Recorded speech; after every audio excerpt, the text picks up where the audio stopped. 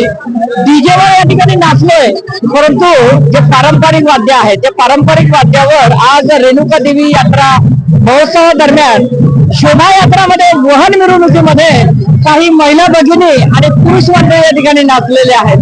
Dance enjoy त्यांनी केलेला आहे. आता या दिवशी काय सांगणार, कसं वाटतंय आपल्याला? दोन्ही आहेत, दोन्हींच्या समोर नर्मा अंमल फेरन नर्मा नवीन हे आहे.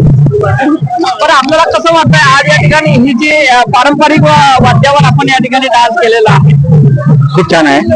तेच असायला हवं, डीजे बंदच व्हायला हवा. डीजे हा तुमच्यासाठी घातक आहे, लवकर वर जाणार आहे, त्याच्यामुळे डीजे बंद होणे असं असायला हवं. डीजे कंपल्सरी बंदच केला पाहिजे, आवश्यक नाही. अशा पद्धतीनं या ठिकाणी भाविक भक्तांची प्रतिक्रिया या ठिकाणी आपल्याला काय वाटतं? या ठिकाणी हे पारंपरिक वाद्य वाजन पाहिजे, डीजे वगैरे काही नकोय. याच्यात खूप एन्जॉय वाटला मला. मी मुंबईवर आलोय, खूप छान वाटलंय. पहिल्यांदा आलोय.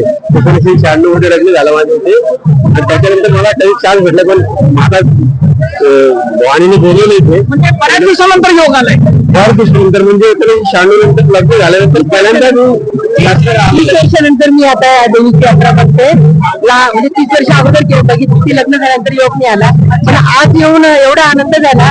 आणि डीजेपेक्षा हे पारंपरिक वाद्यामध्ये जी मजा आहे आणि जो नाद येता वाद्याचा तो खूप चांगला आनंददायी आहे. आणि मला असं वाटतं डीजेपेक्षा या वाद्यांना लेझिम पद्धत, डान्स पद्धत यांना खूप प्राधान्य दिलं पाहिजे. पारंपरिक वेशभूषा, पारंपरिक आपलं वाद्य हे आपल्या इथे घ्यायला पाहिजे. दरवर्षी आपण याल डीजे तुम्ही ऐकत होती, अक्षरशः आपल्या छातीला ठोके पडतात.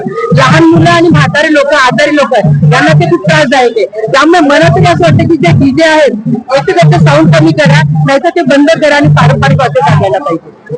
दरवर्षी आपण या यात्रेला येणार का? येणार. पुढच्या वर्षी रिटायरमेंट. आता रिटायरमेंट आहे त्यामुळे सुट्टीचं काही प्रॉब्लेम आहे का? सर्व्हिस आहे, अगोदर आर्मी मध्ये रिटायर झाले आणि रिटायर होऊन नंतर BHP ला आहे मुंबई. मित्रांनो, देशाची सेवा करतायत आणि देशाच्या सेवेत कसा आहे हे आज त्यांनी दाखवलेलं आहे.